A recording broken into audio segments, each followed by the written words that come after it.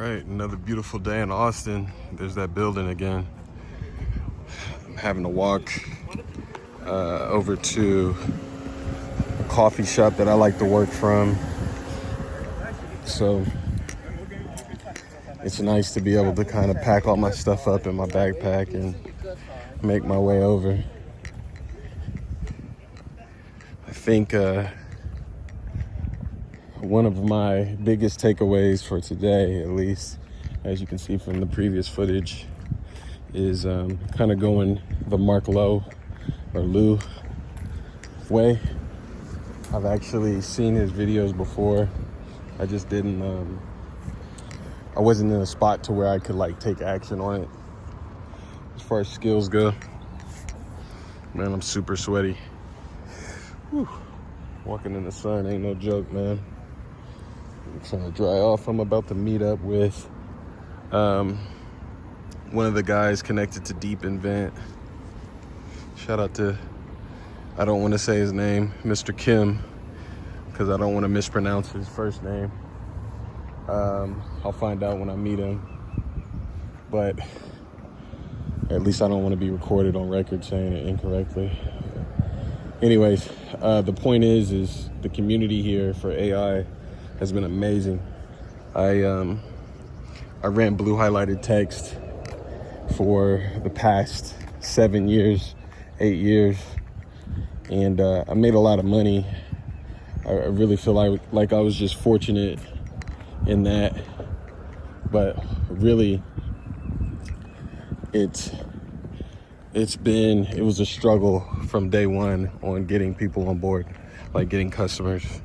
And everybody knows if you have a business where it's very hard for you to get customers and keep them for a long time, it's really hard to like build in that way.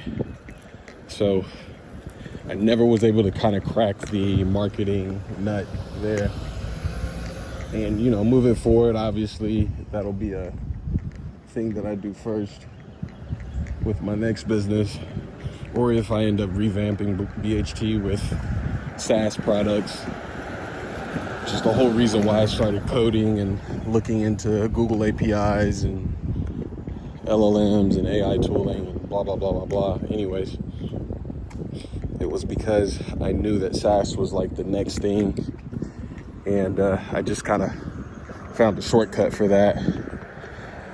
So the issue really is, if you can't find your target audience cheaply, first of all, if you can't find them, it's just an issue, period. But then if you can't find them at a reasonable cost, it's also an issue. But I'd rather find like somebody or my avatar or whatever, I think they call it ICP.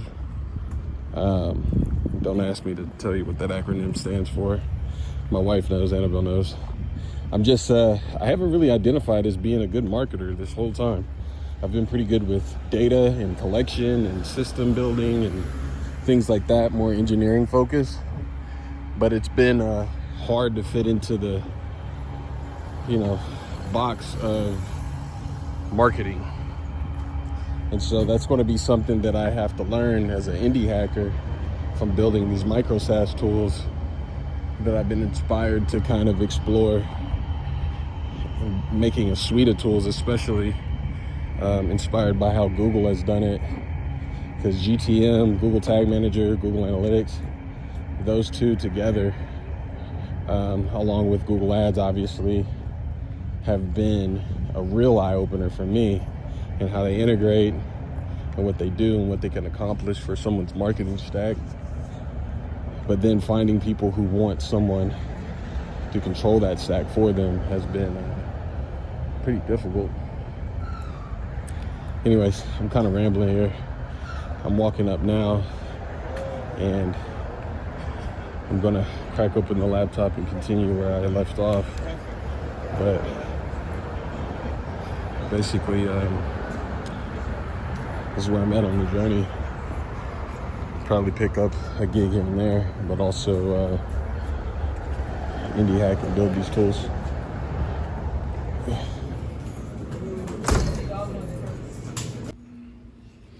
So this is early morning work session. I'm starting to realize that Claude Code works in sessions now. And there was an email that came out yesterday basically saying that there's going to be weekly rate limits as well. So I wanted to get into the habit of starting my first work session around like 8 o'clock, 7 o'clock, if possible. I usually wake up around like 7:30 though, to be honest. But apparently they work in 5-hour blocks. So I can get 5 hours early in the morning, go into the office at Antler, get another 5 hours in, and then do what I'm doing tonight, which is kind of working from my phone and reviewing what I built for the day. Sometimes, well, one thing that I notice is Claude Code works alongside the MCP tools. You can access everything if you set it up a certain way, remote MCP servers and things, and the native integrations. You can still get a lot of work done from your phone, is basically what I'm saying there. The only thing is, once you start getting into the longer prompts, the larger prompts, you're kind of limited by your device's strength. Anyways, this morning I was going really hard on microsas. So Mark Liu, you'll see his name pop up. You'll see Greg Eisenberg, I think, the guy from Startup Stories or Startup Ideas. So he's around. Eisenberg.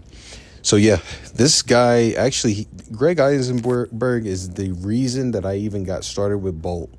So I saw his video. They were mentioning Bolt. I started using Bolt, and that got me out of Google Colab, the notebook, and then into playing with Bolt, and then that eventually got me into Cursor and Claude Desktop.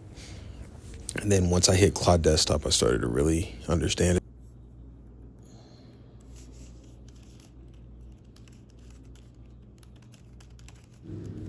Anyways, something I'm starting to learn how to do is transcribe from YouTube using that video transcription. It's like a 2-hour-long video, but I'm able to transcribe it quickly and then grab it and drop it into the project knowledge base. That's what you see me doing right here.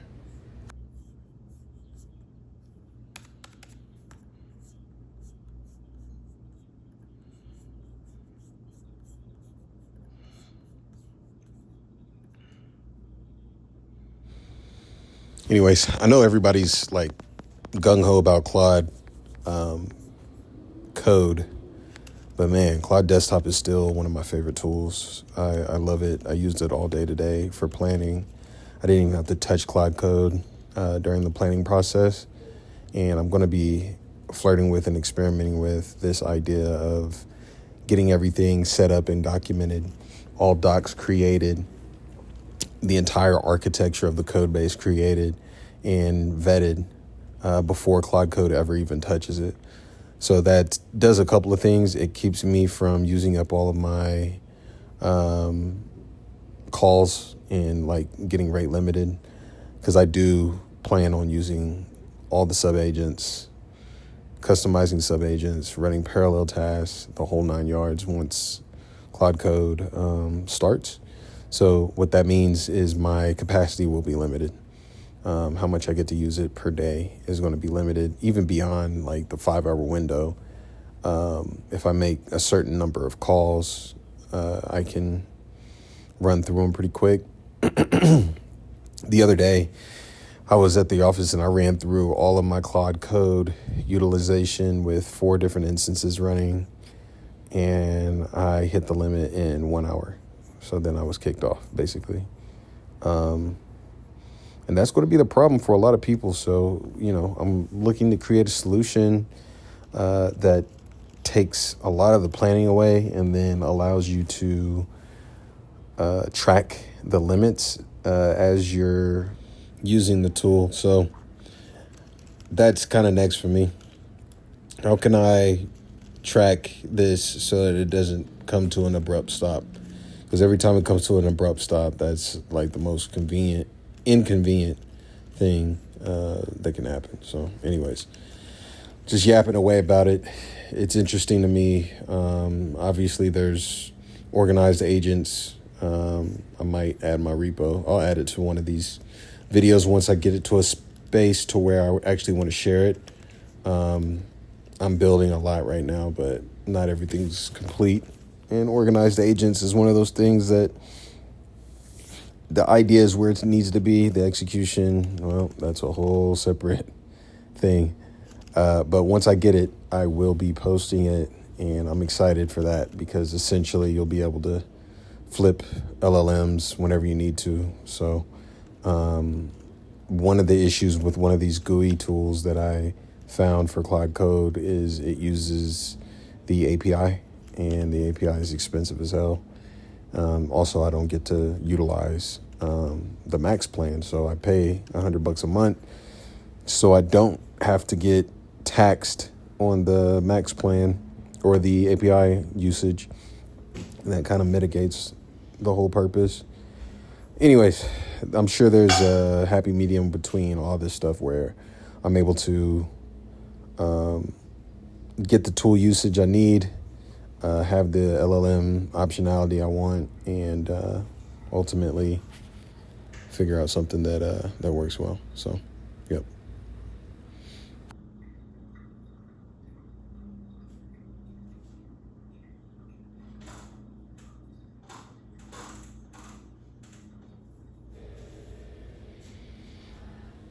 So yeah, I was really inspired today by Mark Liu and his whole story, becoming an indie hacker, having multiple streams of income from different little micro SaaS projects. And that'll look good for organized AI. Honestly, people are going to be looking at me to be not a person that just teaches it, but someone who I got the job part already. So I was able to land a gig engineering role, which is rare in the space that I'm in, with a ton of hobbyists and people are interested, but they're not like taking action. The next piece is how can I make money independently? And then obviously making money through selling my knowledge to some extent. So like an interactive course, live events, tools, things of that nature. So it'll be fun. It's just, it's kind of like an exciting thing. One thing that I said that really resonated, I don't know if it resonated for everybody else, but it resonated for myself, was you got to treat this stuff as a fun puzzle. It's not a stressful thing that makes you want to quit, right? Mentality is everything, especially when you're doing something that's harder than easy. So anyways, I appreciate you guys watching. If you're this far, I'm just going to keep putting out this content. This is my real life. This is what I'm doing daily basis. This is my work life. My work life is the focal point of my life right now. And, just trying to make sure that it's worth it. That's really all it is at the end of the day. All right. Well, this is me again using Cloud Desktop, most slept on tool. I've got run command MCP tool. I've got a Git tool. Really, I'm just running the run command tool is the Git tool, so I don't even have to have a personalized token made available. File system is available as an integration now. So I'm doing lots and lots of planning and building with just 3 different MCP servers that I really use today.